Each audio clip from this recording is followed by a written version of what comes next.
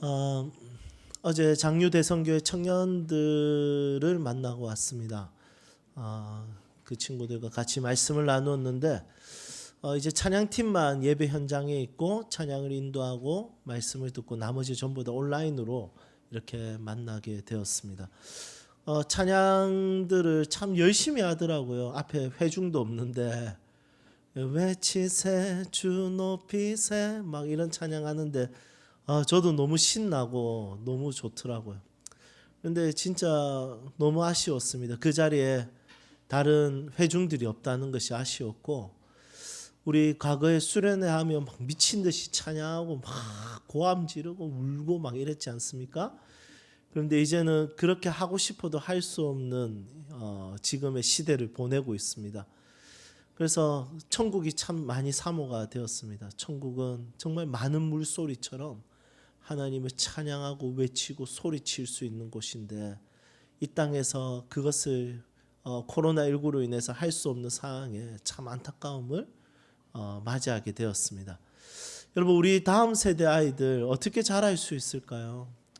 진짜 예배의 그 뜨거운 감격과 현장, 우리가 아는 그것을 나중에 경험하지 못할까 봐 학자들은 코로나19보다 더 무서운 것들이 앞으로 계속 나온다고 하는데 참 아쉬운 마음들이 있습니다. 만약에 이 코로나19와 다음 전염병 사이에 빈틈이 생기면 진짜 아이들 뜨겁게 같이 예배하고 찬양하는 것 같이 경험할 수 있도록 우리가 지도를 했으면 좋겠습니다. 예, 함께 진짜 마음껏 찬양하고 싶네요. 네. 코로나19 끝나면 바로 그냥 종교인 수련회 가야 될 것 같아요. 그냥 밤새도록 기도하고. 오늘 본문 말씀은 베데스다라는 연못에서 일어난 사건의 뒷이야기입니다. 베데스다라는 연못 우리가 잘 알고 있습니다.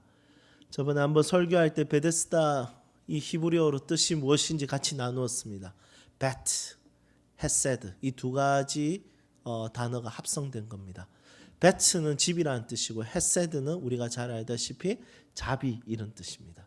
그래서 자비의 집 이렇게 베데스다는 해석할 수 있습니다. 하지만 이 자비는 결국에는 1등하는 사람들의 것이죠. 다른 사람들보다 더 빨리 그 연못에 들어가는 사람들이 누릴 수 있는 자비였습니다. 이건 미신입니다. 이것은 진리가 아니라 미신인데, 이 미신은 2000년이 지난 지금도 여전히 이어져 오고 있습니다. 2000년이 지났지만 여전히 사람들은 1등을 해야지 행복하고, 남들보다 우월해야지 행복하고, 남들보다 잘나야지 행복한 것처럼 이야기합니다. 이 미신은 빨간색으로 이름을 쓰면 죽는다라는 미신보다 사람들이 훨씬 더 강력하게 여기고 있습니다. 여러분, 빨간 펜으로 이름 쓰면 빨리 죽습니까? 혹시 아직도 그것을 믿고 있습니까? 한번 자료를 찾아보니까 진시 황제가 자기 이름을 빨간색으로 적었대요. 그런데 이제 사람들이 빨간색으로 적으면 황제의 것을 침범한다고 해서 사형을 시킨 겁니다. 그래서 진시 황제 빼고는 전부 다 빨간색으로 이름 적으면 진짜 빨리 죽는 거예요. 그게 유래가 되어서 우리나라에 빨간색으로 이름을 쓰면 빨리 죽. 어렸을 때 이거 가지고 싸운 적 있나요? 저도 제 친구가 제 이름 이종아 빨간색 이름 써가지고 눈 찌른 적 있었는데 이런 건 진짜 미신이죠. 그런데 한국 사회는 이런 거는 정말 비교할 수 없는 치명적인 미신이 1등 해야 된다. 남들보다 앞서야 된다. 잘나야 된다. 이 경쟁에서 이겨야지 행복하다. 여러분, 과연 그 사람들이 진짜 행복하게 살고 있을까요? 이 말도 안 되는 미신을 사람들은 강력하게 믿고 있고, 이 미신을 따르며 이것 때문에 1등하기 위해서 몸부림치는 것을 보게 됩니다. 과거에 만약에 이것이 진짜라면, 진리라면 지금도 과거에도 절대로 행복할 수 없는 사람들이 있습니다. 그 사람들은 1등을 할 수 없는 여건을 가진 사람들입니다. 베데스다 연못에 있는 사람들은 다 건강하지 못한 사람입니다. 건강하지 못한 사람이 1등으로 들어가기는 불가능합니다. 특히 38년 된 병자, 38년 동안 병에 걸려서 고생한 이 병자는 누가 들어서 데려다 주지 않으면 절대로 연못에 1등으로 들어갈 수 없는 사람입니다. 그래서 1등하지 못해서 어느 순간에 병이 낫지 않아서 불행했는데 어느 순간부터는 1등하지 못한 것 때문에 자기가 불행한 것처럼 느껴집니다. 그래서 예수님께서 물어봅니다. 네가 낫고자 하느냐? 이렇게 물어봤는데 그러면 예, 낫고자 합니다. 이렇게 말하면 되는데 뭐라고 하냐면 아무도 저를 옮겨주는 사람이 없어서 1등을 못합니다. 먼저 누가 들어갑니다. 이걸 이야기하는 거예요. 자신의 소원을 잊은 거죠. 자신이 가지고 있는 꿈을 잊은 겁니다. 자신이 원하는 것을 잊어버리고 남들보다 앞에 가는 거, 앞에 갈 수도 없는데 앞에 가는 것 때문에 자기의 행복이 그곳에 있는 것처럼 이야기합니다. 그러니 38년 동안 병이 낫지 않아서 불행했던 것이 아니라 뭐 때문에 불행한 거였습니까? 먼저 들어가지 못한 것 때문에 불행하다고 여기는 인생을 살게 되었습니다. 그런데 예수님께서 찾아오신 거죠. 그리고 예수님께서 어떻게 하십니까? 이 사람의 병을 낫게 하십니다. 이것이 은혜죠. 이것이 영광이고 이것이 기쁨입니다. 1등하지 못한 자들도 예수와 함께라면 행복한 겁니다. 1등하지 못해도 예수님이 주신 사명과 그분과 함께 살아가고 그분과 함께 교제하며 살아가는 이 땅의 삶이 기쁘고 즐거운 것이죠. 모든 미신을 깨뜨려버리는 예수님의 모습을 보게 됩니다. 예수님께서 이 땅에 오셔서 하신 일은 관습을 깨뜨리고 그리고 미신을 깨뜨리는 것입니다. 전통주의를 깨뜨리는 것입니다. 우월주의를 깨뜨리는 것이었습니다. 그리고 이 병으로 고생한 이 사람을 고쳐주십니다. 그런데 문제가 있죠? 어떤 문제입니까? 안식일입니다. 야, 이거 치명적인 문제입니다. 안식일에는 일하면 안 되는데 이 병을 고쳐준 겁니다. 이게 일이 되어버린 거죠. 그러니까 사람들이 이 38년 동안 병으로 고생해서 이제 나은 이 사람에게 이상한 말을 던집니다. 참 이 말도 안 되는 말을 던진다는 게 너무 웃기죠. 10절 말씀 같이 한번 보도록 하겠습니다. 10절 말씀 읽겠습니다. 유대인들이 병 나은 사람에게 이르되 안식일인데 네가 자리를 들고 가는 것이 옳지 아니하니라. 진짜 이 싸잡아가지고 진짜 혼내야 될 사람들이죠. 뭐라고 이야기합니까? 이거 병에 나았으니까 기뻐해 줘야 되는데, 축하한다 해줘야 되는데, 아니면 누군가 축제를 일으켜줘야 되는데 진짜 너무 웃깁니다. 누구 마음대로 병에서 고침받았어? 이 안식일에. 다른 날도 있는데 왜 하필이면 안식일에 네가 병에 고침을 받았어? 아니 38년 동안 병 때문에 고생하고 이제 고쳤는데 기뻐해 주지는 않고 오히려 꾸짖어 버립니다. 누구 마음대로 자리에서 일어나 걸어가. 니는 계속 주저앉아 있어야 되고 다른 날 고침을 받아야지. 오늘은 안식일이란 말이야. 이렇게 이야기합니다. 너무 무정하죠. 그런데 유대인들의 생각과 간섭과 사고의 틀이 여기에 꽉 잡혀 있습니다. 율법을 지키는 사람은 사실은 무정할 수가 없습니다. 왜냐하면 율법은 하나님을 사랑하는 것이고 그리고 이웃을 사랑하는 것이 율법이기 때문입니다. 십계명도 하나님 사랑과 이웃을 사랑하는 것입니다. 그래서 율법은 사랑하는 것이기 때문에 무정할 수 없는 것입니다. 그런데 이 사람들은 안식일을 지키기 위해서 병이 나은 자와 함께 기뻐하지 않고 무정함을 나타냅니다. 누구 마음대로 나으래. 이렇게 이야기합니다. 그것은 율법을 지켜도 사랑하지 않기 때문입니다. 율법을 지키는데 무정하다는 것은 따뜻한 아이스 아메리카노를 주문하는 것과 똑같습니다. 핫초코 차분 거 시키는 것과 동일한 거죠. 그러니까 말이 안 되는 겁니다. 율법을 지킨다는 것은 사랑하는 것인데 무정할 수가 없는 것이죠. 니콜라스 월터스토프의 아들 에릭이 등산 중에 미끄러져서 절벽에 떨어져서 하나님 품에 안겼습니다. 그리고 이 세상에 자녀를 잃은 사람들을 위로하기 위해서 책을 썼습니다. 그 책 제목이 나는 사랑하는 사람을 잃었습니다 라는 책입니다. 여러분, 니콜라스 월터스토프는 위대한 신학자입니다. 그런데 이 사람이 이렇게 이야기합니다. 아들 에릭을 잃은 슬픔에 내가 믿는 복음과 부활은 위로가 되지 않았다. 여러분 충격이지 않습니까? 위대한 신학자거든요. 제가 너무 존경하는 신학자거든요. 그런데 아들을 잃은 슬픔에 복음과 부활이 위로가 돼야 되는데 부활은 생명이잖아요. 그런데 위로가 되지 않는 거예요. 계속 침울해지는 거예요. 아픈 거예요. 고통스러운 거예요. 위대한 신학자, 사람들이 이렇게 이야기할 겁니다. 관습이 있잖아요. 습관이 있잖아요. 가지고 있는 생각이 있잖아요. 뭐냐면 니는 신학자인데 어떻게 네가 힘든 걸 못 이겨내냐는 거예요. 부활이 있잖아. 그런데 그렇게 여기지 않습니다. 그리고 이렇게 이어서 이야기합니다. 어떤 사람들은 죽음은 그리 나쁜 것이 아니라고 나에게 위로합니다. 죽음이 나쁜 것이 아니라고 위로하지 마세요. 죽음은 너무 끔찍합니다. 이 책에 이렇게 기록하고 있습니다. 니콜라스 월터스토프가 가지고 있는 아픔과 고통에 대해서 사람들은 다 천국 간 거 아니에요. 하나님 품에 안 죽음이라는 게 있어야지 우리가 다. 여러분, 이거는 평소에 이야기하는 거, 평소에 교육받는 겁니다. 결국에 그 상황에 되면 자기 신앙을 가지고 그 상황을 대면하게 되는데, 그 어느 누구도 사랑하는 사람을 떠나보내면서 화평과 평안을 유지할 수 있는 사람은 이 땅에 아무도 없습니다. 만약에 그렇다면 그 사람은 사랑하지 않는 것입니다. 그래서 이 율법이라는 것은 옳은 말을 하고 좋은 말을 한다고 해서 율법이 지켜지는 것이 아닙니다. 율법 안에는 사랑이 있습니다. 기억해야 될 것은 율법을 지킴으로 사랑을 완성하는 것이 아니라 사랑을 하는 것을 통해서 율법을 지킬 수 있는 것입니다. 사랑에 대한 고민이 있어야 되죠. 사랑에 대한 사상이 있어야 됩니다. 사랑에 대한 가치관이 있어야 됩니다.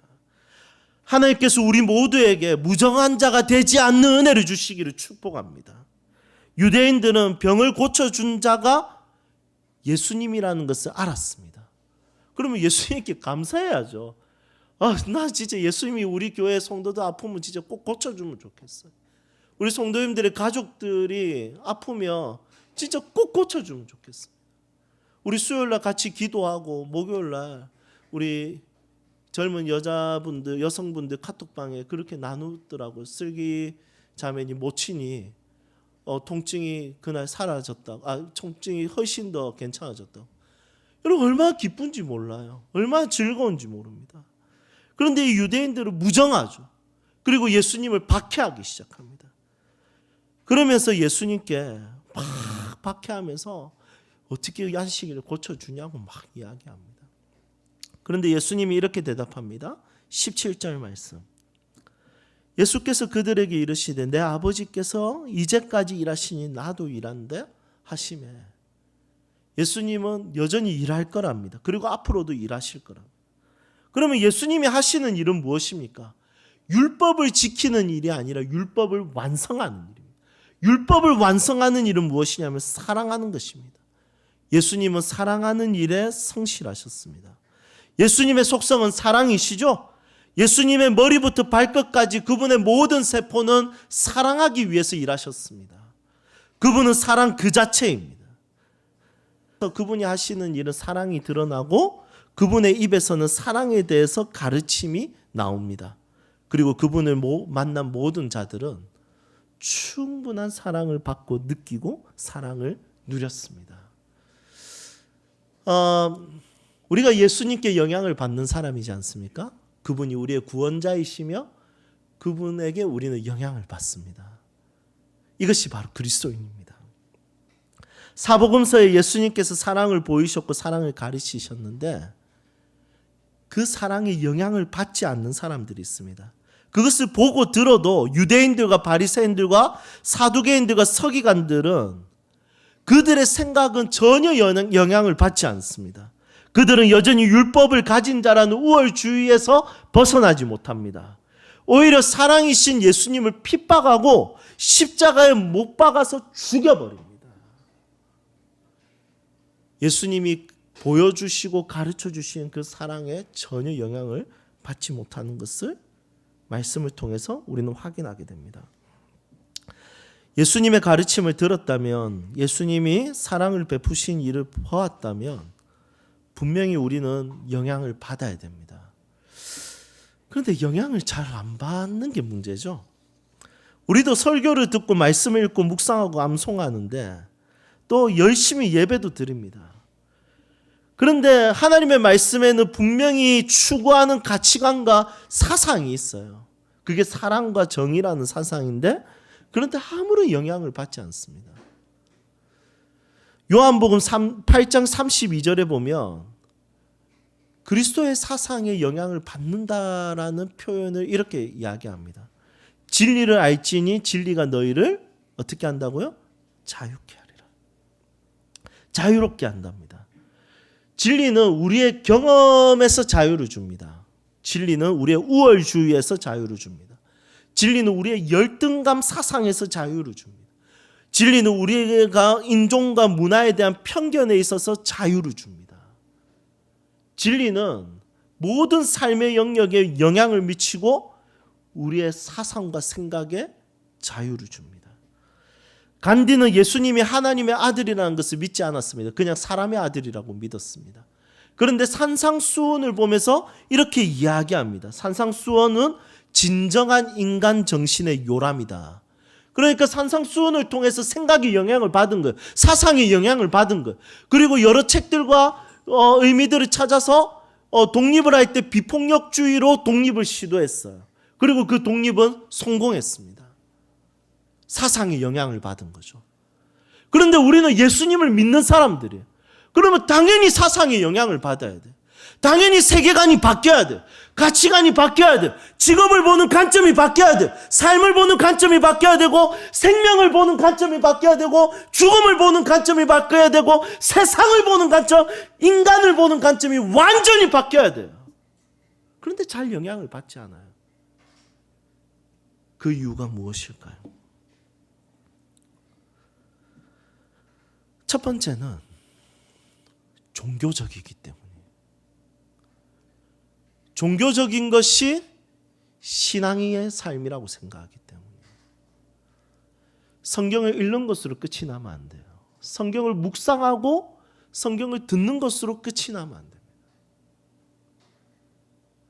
그것은 종교적 행위로 끝날 수도 있습니다. 진짜 종이 한 장 차이인데 이걸 잘 기억했으면 좋겠어요. 성경을 읽지 말라는 뜻이 아니에요. 새벽 기도하는 거 정말 의미 있는 일이에요. 그런데 전혀 사상의 영향을 받지 않을 수도 있습니다. 그냥 절에서 108배 드리는 거랑 똑같이 할 수도 있습니다. 우리는 성경의 사상의 영향을 받아야 되는데 신앙생활을 종교적이라고 생각하면 그게 잘 안 됩니다. 신앙생활은 삶에 대한 고민이에요. 어떻게 하면 하나님 뜻을 따라서 살 것인가에 대한 고민을 통해서 나타나는 겁니다. 그래서 성경을 제대로 읽고 묵상하고 살아내기 위해서 더 깊이 배우고 알아가고 싶어하는 마음이 필요한 거예요. 읽으려는 마음 가지는 것도 사실 쉽지 않아요. 맞죠? 네, 그 마음만 가지는 것도 어려운데 그것을 정확하게 이해하고 하나님의 뜻이 무엇인지 고민하는 것은 진짜 어려운 것입니다. 신앙은 거기까지 가야 되는 것입니다. 한 집사님 부부가 수요 성경 여행 때 2번이나 질문했습니다. 목사님 부분 이해하고 느낌대로 이해하는 것이 아니라 진짜 성경을 제대로 알고 싶고 성경을 바르게 이해하고 싶습니다. 어떻게 하면 좋을까요?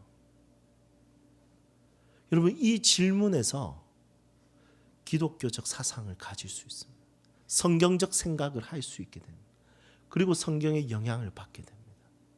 내 삶과 성경을 읽는 것, 종교적인 것이 분리가 되거나 내 삶과 예배하는 것이 분리가 되면 아무것도 할 수가 없습니다. 어떻게 살 것인가? 무엇을 위해서 살 것인가? 인간이란 무엇인가? 하나님의 뜻은 무엇인가? 직업이란 무엇인가? 정말 고민을 하는 것이 굉장히 중요하다는 것입니다. 이제 말씀을 정리하겠습니다. 그리스도를 믿고 산다는 것은 여러 가지로 정의할 수 있습니다. 그리스도와 함께 사는 것이고 그리스도처럼 사는 것이고 그리스도를 위해 사는 것이고 천국 갈 수 있는 사람입니다. 그런데 하나 더 붙이도록 하겠습니다. 그리스도를 믿는다는 것은 기독교적 철학을 하는 것입니다. 기독교적 사상을 가지는 것입니다. 기독교적으로 사고하는 것을 원하는 것입니다. 성경적으로 내가 이 세상의 만물을 이해하는 것이 바로 그것에 대한 사모함이 있는 사람들이 바로 그리스도인입니다. 이번에 마이클 조라는 선교사님,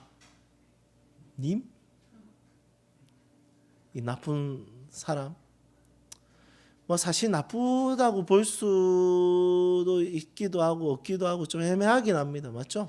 코로나19만 아니었으면 이 사람은 아마 한국 교회에서 다음 세대를 위해서 유학에 대한, 영어에 대한 큰 획을 끈 사람으로 남을 수도 있습니다. 그런데 코로나19 때문에 사람들이 자각합니다. 이거 나쁜 사람이다. 그런데 이 사람이 진짜 나쁜 사람인 이유는 두 가지를 볼 수 있어요. 첫 번째는 이웃을 사랑하지 않는 것입니다. 무례한 거죠. 무정한 겁니다. 자기들만 잘 되면 되는 거예요. 자기들만 잘 되면 뭐 코로나 걸리든 안 걸리든 상관없는 거예요. 그냥 성장하니까 괜찮은 거예요. 무정한 거예요. 두 번째로 이 사람이 잘못된 거, 그것은 철학입니다. 제 아는 친한 목사님은 영어 귀신에 사로잡힌 자란다. 그러면서 한국의 대부분의 부모들이 영어 귀신에 사로잡혀 있고 유학 귀신에 사로잡혀 있다는 거예요. 고지론이죠. 높이 올라가는 성공주의입니다. 이것이 기독교 교육인 것처럼 이야기하는 거예요. 이게 잘못된 것입니다. 기독교의 가치는 고지론에 올라가는 것, 고지에 올라가는 게 아니라 성공하는 것이 아니라 기독교의 가치는 진짜 성경 앞에서 모든 삶의 영역을 철학하는 것입니다. 생각해 보는 것입니다. 한번 고민해 보는 것입니다. 진짜 하나님의 뜻이 무엇인가? 정말 종교적으로 1 더하기 1은 2, 기도하면 응답된다, 주일 성수하면 복받는다, 11조 내면 복받는다, 이게 아니라 진짜 성경적으로 생명이 무엇이고 직업이 무엇이고 진짜 죽음이 무엇이고 사는 것이 무엇이고 인생의 목적이 무엇이고 이것이 무엇인지 진짜 한번 고민해 보는 거예요. 이게 기독교적 가치를 알고 그리스도인으로 살아가는 것 중에 중요한 요소라는 것입니다. 물론 그렇게 하지 않아도 다 천국 갑니다. 예수 믿기 때문에. 하지만 사는 날 동안 모든 삶의 영역에 있어서 성경 앞에서 진지하게 한번 고민해 보시면 좋을 것 같습니다. 그런 세움교회 성도들이 되기를 주님의 이름으로 축복합니다. 함께 찬양합시다.